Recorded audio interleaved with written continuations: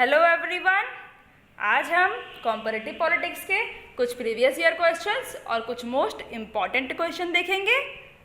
ये क्वेश्चंस दोनों ही मीडियम में हैं, हिंदी और इंग्लिश दोनों में। अगर आप चैनल पर नए हैं तो चैनल को सब्सक्राइब कर लीजिए for all the daily political science video updates. और अगर आपको चैनल के टेलीग्राम ग्रुप जुड़ना है तो लिंक डिस्क्रिप्शन में दी हुई है, वहाँ जाकर आप चैनल से जुड़ सकते हैं। सारे क्वेश्चंस लास्ट तक आप ज़रूर अटेम्प्ट करिएगा और कमेंट में आप मेंशन करिए कि आपने कितने क्वेश्चंस के आंसर बिल्कुल सही किए हैं। ये मेरे बारे में कुछ इन्फॉर्मेशन है। हम चलते हैं क्वेश्चंस की तरफ। देखिए, फर्स्ट क्वेश्चन है, which of the following is not an integral part of liberal constitutionalism? निम्नलिखित में से कौन उदारवादी संविधानवाद का अभिन्न अंग नहीं है? A, individual freedom, B, minority rights, C, tolerance and consent, D, majoritarianism. व्यक्तिगत स्वतंत्रता, अल्पसंख्यक अधिकार, सहिष्णुता और सहमति, या बहुसंख्यकवाद। उदारवादी संविधानवाद का अभिन्न अंग नहीं है, आपसे पूछ रहा है। इसका सही आंसर क्या होगा? वीडियो को पॉज किया करिए और अपने आंसर्स आप लिखा करिए, जिससे कि लास्ट में आप देख सकेंगे कि आपने कितने क्वेश्चंस के आंसर बिल्कुल सही किए हैं। और एक चीज़, क्वेश्चन अगर आप पढ़ रहे हैं तो वहाँ पर नॉट ज़रूर पढ़िए। कभी कभी हम नॉट मिस कर जाते हैं और बस इतना पढ़ते हैं, which the following is an integral part of liberal constitutionalism. इसलिए क्वेश्चन को अच्छे से पढ़ा करिए। देखिए, इसका सही आंसर है ऑप्शन डी, मेजॉरिटेरिज्म। बहुसंख्यकवाद उदारवादी संविधानवाद का अभिन्न अंग नहीं है। बहुसंख्यकवाद कहीं भी एक संविधान के लिए अच्छा नहीं है, वो भी अगर वो लिबरल है तब, क्योंकि मोस्टली जहाँ पर संविधान होता है वहाँ पर क्या है, वहाँ पर पॉलिटिकल ऑर्डर जस्टिस पर बेस होता है, व्यक्तिगत स्वतंत्रता प्राप्त होती है, अल्पसंख्यकों को अधिकार मिलता है और सहिष्णुता और सहमति से वहाँ की सरकार चलती है। लेकिन अगर वहाँ पर बहुसंख्यकवाद आ जाएगा तो वो एक थ्रेट हो जाएगा वहाँ की माइनॉरिटीज़ के लिए, वहाँ पे जो अल्पसंख्यक लोग हैं उनके लिए खतरा पैदा हो जाएगा। इसलिए इसे उदारवादी संविधानवाद का अभिन्न अंग नहीं माना जा सकता। देखते हैं नेक्स्ट क्वेश्चन क्या है। सेकेंड क्वेश्चन है, Duverger's theory asserts that a two party system emerge in आ। डावाकर का सिद्धांत यह दावा करता है कि एक दो पार्टी प्रणाली में उभरती है। किस प्रणाली में बताना है आपको? टू पार्टी सिस्टम की बात हो रही है। ए, रिप्रेजेंटेशनल पार्लियामेंट्री सिस्टम में, प्रतिनिधि संसदीय प्रणाली में, बी, मेजॉरिटेरियन पार्लियामेंट्री सिस्टम में, बहुसंख्यकों संसदीय प्रणाली में, सी, होमोजीनियस पॉलिटिकल ऑर्डर सजातीय राजनीतिक व्यवस्था में, या डी, वेलफेयर स्टेट लोक हितकारी राज्य में। टू पार्टी सिस्टम कहां पर इमर्ज कर सकता है? अच्छे से सारे ऑप्शंस पढ़ लीजिए और इसका आंसर करिए, क्या होगा सही आंसर इसका।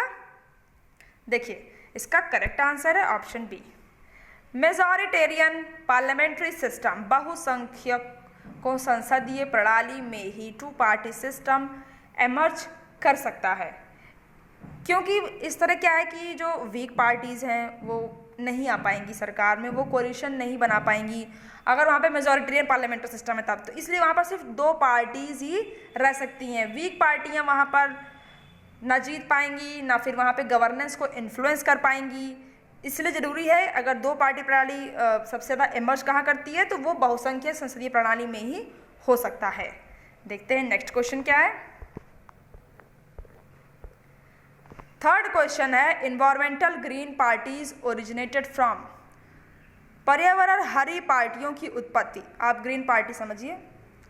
ए, न्यू सोशल मूवमेंट नई सामाजिक आंदोलन से हुई है, या B, breath away from mainstream political party सांस ले ले मुख्य धारा की राजनीतिक पार्टियों से, C, pressure of public opinion जनमत का दबाव से, D, emergence of planetary consciousness ग्रहों की चेतना का उदय से।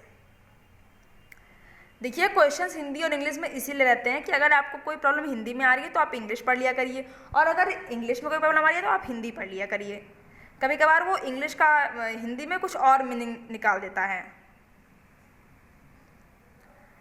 अब बताइए सही आंसर क्या होगा। ग्रीन पार्टी कहाँ से ओरिजिनेट हुई है?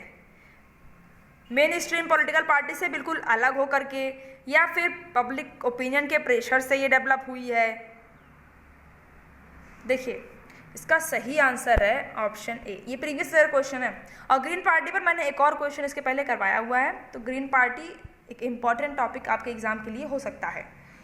तो ये न्यू सोशल मूवमेंट से निकली हुई पार्टी है और ग्रीन पार्टी एक तरह से पॉलिटिकल पार्टी की तरह ही वर्क कर रही है, और बस इसके सिद्धांत अलग हैं वर्क करने के। ये सोशल जस्टिस पर काम करती है, सामाजिक न्याय पर, नॉन वायलेंस अहिंसा को सपोर्ट करती है और इन्वायरमेंटलिज्म पर भी ये काम करती है। इनका पार्टी का ये एम है कि इससे क्या है कि वर्ल्ड पीस हम स्थापित कर सकते हैं। फाउंडेशन वर्ल्ड पीस की इन चीज़ों को फॉलो करने से हो सकती है, इसलिए ग्रीन पार्टी बनी है। और कई देशों में ग्रीन पार्टियां गवर्नमेंट में पार्ट ले रही हैं through coalition, not a single कि वो मेजॉरिटी से जीत करके वहाँ की सरकार में हिस्सा ले रही हैं, पर कोलिशन में ये पार्टीज अब दिख रही हैं। देखते हैं नेक्स्ट क्वेश्चन क्या है। फोर्थ क्वेश्चन है, who said that federalism requires a people who desire union and must not desire unity? किसने कहा कि संघवाद के लिए ऐसे लोगों की आवश्यकता है जो संघ की इच्छा रखते हैं और एकता की इच्छा नहीं रखते? A K C Wheare, B James Bryce, C A V Dicey, D H Finer. Who desire union and must not desire unity? ये स्टेटमेंट आपके लिए इंपॉर्टेंट हो सकता है, फेडरलिज्म के बारे में है, आप इसे कहीं पर नोट डाउन कर लीजिएगा। देखिए इसका सही आंसर है option C. A V Dicey British jurist थे, अल्बर्ट वेन डाइसी, और इनका ही ये फेडरलिज्म के लिए स्टेटमेंट है। देखते हैं नेक्स्ट क्वेश्चन क्या है। फिफ्थ क्वेश्चन है, power is like money is formulated bye? शक्ति पैसे की तरह है, किसने फॉर्मुलेट किया है? सी राइट मिल्स ने, राल्फ मिलीबैंड ने, टालकॉट पार्सन्स ने, या फिर पॉल स्वीजी ने? ये भी प्रीवियस ईयर का ही क्वेश्चन है। देखिए ऐसे क्वेश्चंस एग्जाम में बन रहे हैं, तो अगर आप कॉम्परेटिव पॉलिटिक्स पढ़ रहे हैं तो आप अच्छे से यूनिट तैयार करिए। देखिए इसका सही आंसर है ऑप्शन सी। टालकॉट पार्सन्स ने ही बताया है कि पावर मनी की तरह होती है, शक्ति पैसे की तरह है। देखते हैं नेक्स्ट क्वेश्चन क्या है। सिक्स्थ क्वेश्चन है, the assertion that there is no direct connection between the shape of a political culture and the stability of the governance is made by? यह दावा कि राजनीतिक संस्कृति के आकार और शासन की स्थिरता के बीच कोई सीधा संबंध नहीं है, किसने किया है बताइए? ब्लॉन्डल ने, लिस्फॉर्ड ने, वोलिन ने, या फिर क्वानगन? बताइए सही आंसर क्या होगा? अच्छे से आप स्टेटमेंट को पढ़ लीजिए, क्योंकि रिलेटेबल स्टेटमेंट आप कई जगह पढ़ते होंगे, तो इसलिए आप स्टेटमेंट बहुत अच्छे से पढ़ा करिए। एक दो शब्द पढ़ करके आंसर नहीं, पूरा स्टेटमेंट अच्छे से पढ़िए। देखिए इसका सही आंसर है ऑप्शन बी। लिस्फॉर्ड का ये स्टेटमेंट है, इनका पूरा नाम था एरंड लिस्फॉर्ड, और ये पॉलिटिकल साइंटिस्ट है और इनका स्पेशलाइजेशन कॉम्परेटिव पॉलिटिक्स में ही है, और ये एक महत्वपूर्ण स्टेटमेंट इन्हीं का है। देखते हैं नेक्स्ट क्वेश्चन क्या है। सेवेंथ क्वेश्चन है, the House of Lords in Great Britain is mainly retained because? Great Britain में लॉर्ड्स का घर, आप हाउस ऑफ लॉर्ड्स समझिए, वहाँ की ये अपर हाउस है ग्रेट ब्रिटेन की, का घर मुख्य रूप से बरकरार है क्योंकि? A it act as a judicial court, यह न्यायिक न्यायालय के रूप में कार्य करता है इस वजह से बरकरार है, या फिर it is an important as House of Commons, यह कॉमन्स के घर जितना महत्वपूर्ण है। हाउस ऑफ कॉमन वहाँ की लोअर हाउस है और अपर हाउस है हाउस ऑफ लॉर्ड्स। सी है, it plays an important role of checks and balances, यह जांच और संतुलन की एक महत्वपूर्ण भूमिका निभाता है इस वजह से बरकरार है, या फिर D it maintained as an institution, इसे एक संस्था के रूप में बनाए रखा जाता है इस वजह से ये बरकरार है। सही आंसर इसका क्या होगा? देखिए इसका करेक्ट आंसर है option D. It is maintained as an institution, इसी वजह से House of Lords Great Britain में आज भी बरकरार है। समझिए ना, इस हाउस में चुनाव होते हैं, ना डायरेक्टली इलेक्शंस होते हैं, इसमें सिंपली यूके की पार्लियामेंट की अपर हाउस है और सिंपली यहाँ की जो मेंबरशिप है वो हेरिडेटरी पर बेस होती है, अपॉइंटमेंट से लोगों को यहाँ पर प्लेस मिलती है और कॉमन चीज़ें हैं हाउस ऑफ कॉमन में और हाउस ऑफ लॉर्ड में, क्योंकि ये भी उसी की तरह ही यहाँ पर भी डिबेट होते हैं, यहाँ पर भी लॉ को पास किया जाता है, अमेंड किया जाता है और रिजेक्ट भी किया जाता है। पर हाँ, इसके पास थोड़ा कम पावर है हाउस ऑफ कॉमन्स के मुकाबले। देखते हैं नेक्स्ट क्वेश्चन क्या है। 8th क्वेश्चन है साइबरनेटिक्स मीन्स। साइबरनेटिक्स का अर्थ है क्या है? ए कम्युनिकेशन मेथड, संचार का तरीका, B science of control and communication, नियंत्रण और संचार का विज्ञान, या सी आर्टिफिशियल इंटेलिजेंस, कृत्रिम होशियारी, डी साइंस ऑफ कम्युनिकेटिंग, संचार का विज्ञान। साइबरनेटिक्स क्या है? इसका सही आंसर क्या होगा? देखिए, इसका करेक्ट आंसर है option B, science of control and communication, संचार व्यवस्था एवं नियंत्रण का प्रयोग साइबरनेटिक्स का अर्थ होता है। साइबरनेटिक्स आप कम्युनिकेशन में पढ़ते हैं पेपर 1 में, और पेपर 2 में इसका आने का क्या मीनिंग है? मान लें वहाँ तो कम्युनिकेशन आपको पढ़ना ही पढ़ना है, यहाँ पर ये आया है कम्युनिकेशन थ्योरी से, इस वजह से यहाँ पर साइबरनेटिक्स आपसे पूछा गया है। देखते हैं नेक्स्ट क्वेश्चन क्या है। क्वेश्चन नंबर 9 है benefit and symbols are the distinctive feature of the notion of authority in. लाभ और प्रतीक प्राधिकरण की धारणा के विशिष्ट भविष्य हैं। ए पार्सन्स ने माना, या मार्क्स ने माना, या फिर वर्बा ने, या फिर वेबर ने। बिलीफ और सिंबल को माना है कि ये डिस्टिंक्टिव फीचर है अथॉरिटी का। किसने माना है? सही आंसर क्या होगा? देख लीजिए अच्छे से क्वेश्चन को। किसने माना है कि लाभ और प्रतीक प्राधिकरण की धारणा के विशिष्ट भविष्य हैं? देखिए, इसका सही आंसर है ऑप्शन डी, मैक्स वेबर ने माना है। ये भी प्रीवियस ईयर का सवाल है। देखते हैं नेक्स्ट क्वेश्चन क्या है। क्वेश्चन नंबर 10 है the presidential system operates more successful in the US because of. America में राष्ट्रपति प्रणाली सबसे सफल है क्योंकि ए जुडिशियल रिव्यू है वहाँ पर, इस वजह से न्यायिक समीक्षा, B a well demarcated constitution, एक अच्छी तरह से संविधान का सीमांकन है, C minor contradiction in society, समाज में मामूली विरोधाभास है, D I strong two party system, एक मजबूत दो पार्टी प्रणाली व्यवस्था की वजह से। किस वजह से प्रेसिडेंशियल सिस्टम अमेरिका में सक्सेसफुल है? देखिए, इसका करेक्ट आंसर है option C, minor contradiction in society, समाज में मामूली विरोधाभास की वजह से ही अमेरिका में राष्ट्रपति प्रणाली सबसे सफल है।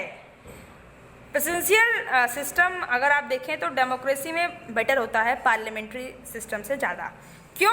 क्योंकि प्रेसिडेंशियल सिस्टम में आपको सेपरेशन ऑफ पावर मिल जाएगा, जुडिशरी का एक इम्पॉर्टेंट रोल है, गवर्नमेंट की अकाउंटेबिलिटी है पीपल की तरफ, और चेक एंड बैलेंस सिस्टम सबसे अच्छा होता है प्रेसिडेंशियल सिस्टम में, जहाँ पर लेजिस्लेटिव, एग्जीक्यूटिव, जुडिशरी एक दूसरे के ऊपर चेक एंड बैलेंस का काम करती हैं, और प्रेसिडेंट डायरेक्टली इलेक्ट भी वहाँ पर होता है इस वजह से। देखते हैं नेक्स्ट क्वेश्चन क्या है। 11th क्वेश्चन है C Wright Mills the power of elite offer the general analysis of elites in. C Wright Mills कुलीन वर्ग की शक्ति 1956 में अभिजात वर्ग के सामान्य विश्लेषण की पेशकश करते हैं। कहाँ पर? ए developed capitalist world of North America and western Europe के लिए, उत्तरी अमेरिका और पश्चिमी यूरोप की विकसित पूंजीवादी दुनिया, B developed nations of North America, western Europe and Japan, उत्तरी अमेरिका, पश्चिमी यूरोप और जापान के विकसित राष्ट्र, C developed capitalism of the USA, संयुक्त राज्य अमेरिका के विकसित पूंजीवाद के लिए, या डी इंटायर कैपिटलिस्ट वर्ल्ड, संपूर्ण पूंजीवादी दुनिया के लिए। सी राइट मिल ने अपनी किताब द पावर ऑफ एलाइट में जो एनालिसिस किया एलाइटीज का, वो कहाँ के एलाइटीज का किया? इसका सही आंसर क्या होगा? आप वीडियो को पॉज करें, चारों ऑप्शन अच्छे से देख लिया करिए। देखिए इसका सही आंसर है option C, developed capitalism of USA, संयुक्त राज्य अमेरिका के विकसित पूंजीवाद के लिए। मिल्स ने स्टडी की थी पावर स्ट्रक्चर की यूएस के अंदर। अपनी किताब में द पावर एलाइट में इन्होंने मेंशन भी किया, एक्सप्लेन किया है कि फ्यू इंडिविजुअल, कुछ लोग विद इन गवर्नमेंट, मिलिट्री या कॉरपोरेट वर्ल्ड के लोग मोस्ट वेल्थ और पावर कंट्री की अपने पास रखते हैं। तो ये डेवलप्ड कैपिटलिज्म अमेरिका के ऊपर ही इनका ये कहना था। देखते हैं नेक्स्ट क्वेश्चन क्या है। 12th क्वेश्चन है, who among the following holds the view that democratic parties are really oligarchical structures. निम्नलिखित में से कौन इस दृष्टिकोण को रखता है कि लोकतांत्रिक पार्टियां वास्तव में कुलीन तंत्रीय संरचना हैं? A Harold Lasswell, B Robert Michels, C Wright Mills, D Robert Dahl. ये सवाल तो आपके लिए बहुत आसान होना चाहिए। इसका सही आंसर क्या है? इसका करेक्ट आंसर है ऑप्शन बी, रॉबर्ट मिचेल्स ने ही ये माना है कि लोकतांत्रिक पार्टियों वास्तव में यहाँ पर कुलीन तंत्रीय संरचना बन करके ये रह गई है। रॉबर्ट मिचेल्स की किताब है पॉलिटिकल पार्टीज, 1911 में पब्लिश हुई है, और रॉबर्ट मिचेल ने सबसे पहले आयरन लॉ ऑफ ओलिगार्की दिया है। अब ये क्या है ये मैंने आपको प्रीवियसली बताया है, तो अगर आपने कॉम्परेटिव पॉलिटिक्स का प्रीवियस क्वेश्चन सीरीज नहीं देखी है तो आप उन्हें ज़रूर देखिए। देखते हैं नेक्स्ट क्वेश्चन क्या है। 13th क्वेश्चन है, which of the following is not true of a constitution. निम्नलिखित में से कौन एक संविधान का सच नहीं है? A, it is the source of all authorities of organs of the government, यह सरकार के सभी अंगों का स्रोत है। B, it promotes transnational security, यह अंतर्राष्ट्रीय सुरक्षा को बढ़ावा देता है। C, it safeguard the political institutions, यह राजनीतिक संस्थाओं की सुरक्षा करता है। D, it incorporates fundamental laws, इसमें मौलिक कानून शामिल हैं। एक बात संविधान के लिए इसमें से सच नहीं है। जब आपको संविधान के बारे में और सारे पॉइंट्स आ रहे होंगे तभी आप बता पाएंगे कि एक पॉइंट इसमें से गलत है। इसका सही आंसर क्या है? देखिए इसका करेक्ट आंसर है option B, it promotes transnational security. ऐसी बात बिल्कुल नहीं है। संविधान अंतर्राष्ट्रीय सुरक्षा को बढ़ावा नहीं देता है। ये संविधान एक फंडामेंटल लॉ होता है वहाँ जहाँ जिस देश में बनता है उस लैंड के लिए, और ये रेगुलेट करता है relations between different organ of the government और सिटीजन के बीच के रिलेशंस को। ये अंतर्राष्ट्रीय सुरक्षा को बढ़ावा कहीं से भी नहीं देता। देखते हैं नेक्स्ट क्वेश्चन क्या है। 14th क्वेश्चन है, who became the first ever prime minister in a parliamentary government. संसदीय सरकार में पहले प्रधानमंत्री कौन बने? A, Robert Walpole, B, William Pulteney, C, William Pitt the elder, D, Henry Pelham. ये सवाल काफ़ी सिंपल है और ये आपको पता भी होना चाहिए। अब द पॉलिटिकल साइंस इसको छोड़ करके भी आपको पता होना चाहिए कि पार्लियामेंट्री गवर्नमेंट का पहला प्राइम मिनिस्टर कौन था। देखिए इसका सही आंसर है option A, Robert Walpole first PM बने थे। इंग्लैंड के पार्लियामेंट्री गवर्नमेंट थी 1721 में। देखते हैं नेक्स्ट क्वेश्चन क्या है। 15th क्वेश्चन है, which of the following gives legitimacy to the government in modern times. निम्नलिखित में से कौन आधुनिक समय में सरकार को वैधता प्रदान करता है? फर्स्ट है पार्टी मैनिफेस्टो, सेकेंड है पीरियाडिक इलेक्शन, समय समय पर चुनाव। थर्ड है ब्यूरोक्रेटिक लीडरशिप, नौकरशाही का नेतृत्व। फोर्थ है इंडिपेंडेंट जुडिशरी, स्वतंत्र न्यायपालिका। सरकार को वैधता कौन प्रदान करता है मॉडर्न टाइम्स में? ए बी सी डी आप चारों ऑप्शंस देख लीजिए और बताइए इसका सही आंसर क्या होगा। देखिए क्वेश्चंस आप सारे लगाया करिए, लास्ट तक आप सारे क्वेश्चन अटेम्प्ट करिए। अगर आपको क्वेश्चंस आते हैं तो मैं हमेशा कहती हूँ ये बहुत अच्छी बात है, आपका एक अच्छा रिवीजन हो जाएगा। और अगर आपको क्वेश्चंस नहीं आ रहे हैं वो तब भी आप सारे क्वेश्चंस जरूर लगाइए, वह तभी आपको आएंगे जब आप क्वेश्चंस लगाएंगे। कभी कभार आप एक किताब से अपनी तैयारी कर रहे हैं पर वहाँ पर वो जो क्वेश्चन आपसे पूछा जा रहा है वो उस बुक में नहीं है, तो इसका मतलब ये नहीं है कि आप जो पर्टिकुलर किताब पढ़ रहे हैं सिर्फ वहीं से ही आपसे यूजीसी और एनटीए क्वेश्चंस आपसे पूछेंगे। एक बुक से क्वेश्चंस वहाँ पर नहीं बनते कि आपने एक किताब से सब कुछ पढ़ लिया, कॉम्पिटिटिव आपका तैयार हो गया और कोई क्वेश्चन कुछ और आ गया पर वो आपके टॉपिक में उस बुक में नहीं था, इसका मतलब ये नहीं है कि वो है नहीं। एक टॉपिक को प्रिपेयर करने के लिए एक बुक कम पड़ जाती है, इसलिए आप सबसे पहले क्वेश्चंस देखिए कि कैसे क्वेश्चन बन रहे हैं। सिर्फ एक बुक पर खुद को एकदम रिलायंट कर देना ये सही नहीं है। आप क्वेश्चंस देखिए, क्वेश्चन को सॉल्व करिए, तभी आपकी एग्जाम की प्रिपरेशन अच्छी हो पाएगी। अब देखिए सही आंसर क्या होगा। देखिए इसका करेक्ट आंसर है ऑप्शन बी, सेकेंड ओनली। समय समय पर जो चुनाव होते हैं यही सरकार को वैधता प्रदान करने का काम करते हैं। देखते हैं नेक्स्ट क्वेश्चन क्या है। क्वेश्चन नंबर 16 है, who among the following do not make any distinction between interest groups and pressure groups. निम्नलिखित में से कौन ब्याज समूह और दबाव समूहों के बीच, ये हित समूह यहाँ पर आप कर लीजिए, ब्याज नहीं होगा यहाँ पर हित होगा।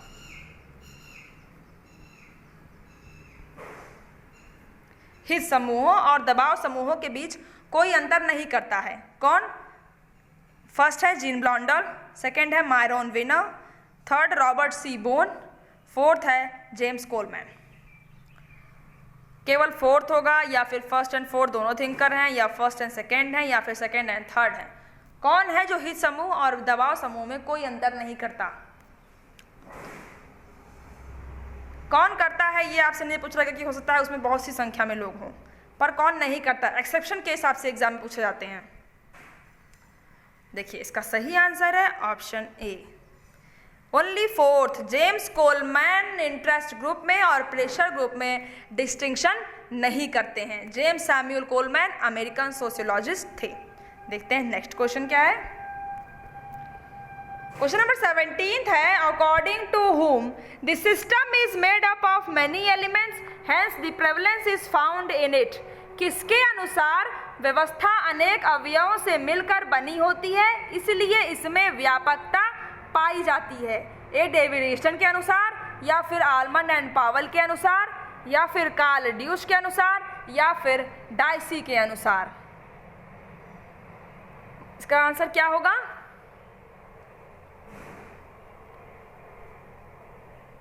देख लीजिए आप स्टेटमेंट को और इसका आंसर करिए। देखिए इसका करेक्ट आंसर है ऑप्शन बी, आलमंड एंड पावल के अनुसार राजनीतिक व्यवस्था को यहाँ पर डिफाइन कर रहे हैं कि जो व्यवस्था है ये अनेक अवयवों से मिलकर बनी होती है, इसलिए इसमें व्यापकता पाई जाती है। इन्होंने राजनीतिक व्यवस्था में क्या क्या रखा था, इन्होंने अपनी जो व्यवस्था बताई उसमें इन्होंने पार्टी सिस्टम को रखा, प्रेशर ग्रुप को रखा और पॉलिटिकल कम्युनिकेशन राजनीतिक संचार को भी रखा। देखते हैं नेक्स्ट क्वेश्चन क्या है। 18th क्वेश्चन है, the first use of concept of political culture was made by. राजनीतिक संस्कृति की अवधारणा का पहला उपयोग किसके द्वारा किया गया था? लुशियन पाई के द्वारा, या कार्ल ड्यूश के द्वारा, या फिर जी बिंघम पावल के द्वारा, या फिर गैब्रियल आलमंड के द्वारा। पॉलिटिकल कल्चर कंसेप्ट का सबसे पहले इस्तेमाल किसने किया? इन चारों में से A B C D 4 options हैं, इसका सही आंसर क्या होगा? देखिए इसका करेक्ट आंसर है ऑप्शन डी। गैब्रियल आलमंड ने ही सबसे पहले कंसेप्ट पॉलिटिकल कल्चर का यूज़ किया। पॉलिटिकल कल्चर है क्या? ये सेट ऑफ एटीट्यूड्स और प्रैक्टिसेस हैं जो पीपल्स के द्वारा की जाती हैं, जिनसे कि पर्टिकुलर उस नेशन का पॉलिटिकल बिहेवियर डिसाइड होता है। वे विश्वास, मूल्य, दृष्टिकोण हैं जो किसी व्यक्ति के राजनीतिक व्यवहार को निश्चित करते हैं। वही है राजनीतिक संस्कृति की अवधारणा। करेक्ट। देखिए, आज क्वेश्चंस इतने ही थे। अगर आपको क्वेश्चन सीरीज अच्छी लग रही है तो आप लाइक करिएगा और कमेंट करिए कि आपके कितने क्वेश्चंस के आंसर बिल्कुल सही हुए हैं। और अगर आपको कोई डाउट है तब भी आप उसे कमेंट में ज़रूर मेंशन कराइए कि आपको कहाँ पर क्या डाउट है। और इस वीडियो को अपने उन सारे फ्रेंड के शेयर करिए जो जिस नेट पॉलिटिकल साइंस की तैयारी कर रहे हैं या फिर किसी कंपटीशन एग्जाम की तैयारी पॉलिटिकल साइंस सब्जेक्ट से कर रहे हैं, एंट्रेंस एग्जाम की तैयारी। आप उन्हें ये वीडियो ज़रूर शेयर करिएगा। और इसके पहले अगर आपने political theory, public administration, international relations, comparative politics, Indian political thought, western political thought के प्रीवियस वीडियोस नहीं देखे हैं तो चैनल की प्लेलिस्ट में आप जाकर के ज़रूर देखिए। सारे क्वेश्चंस लगाइए, अपना कमेंट में आप अपना स्कोर मेंशन करिए। और अगर अभी आपने तैयारी जस्ट स्टार्ट की है तो उसके लिए भी मैंने बुक्स एंड सिलेबस का वीडियो बनाया है, तो आप वो बुक और सिलेबस का वीडियो ज़रूर देखिए कि किस यूनिट के लिए आपको कौन सी बुक पढ़नी चाहिए और वो बुक पढ़िए जिनसे आपको सबसे ज़्यादा फायदा हो सके, जिनसे आपका एग्ज़ाम पास हो सके। उसके लिए आपको एक यूनिट के लिए 1 से 2 बुक जरूर पढ़नी पड़ेगी। आप उन्हें पढ़िए, उनसे आप अपनी खुद की नोट्स प्रिपेयर करिए अगर आप अभी तैयारी शुरू करने जा रहे हैं तब। लेकिन अगर आपको पेपर रिसेंट में देना है तो आप क्वेश्चंस लगाइए, ये आपके लिए सबसे अच्छा रहेगा। तो अगर आपने प्रीवियस के वीडियोस नहीं लगाए हैं, क्वेश्चंस नहीं लगाए हैं यूनिट्स के, तो आप चैनल की प्लेलिस्ट में जाकर के सारे क्वेश्चंस जरूर लगाइए। और अगर आप चैनल पर नए हैं चैनल को सब्सक्राइब कर लीजिए for all the daily political science video updates. Subscribe के बगल में बेल आइकन दिया होगा, आप उसे प्रेस कर दीजिए जिससे आपको लेटेस्ट वीडियो की नोटिफिकेशन ईजिली अवेलेबल हो जाएगी। Thank you.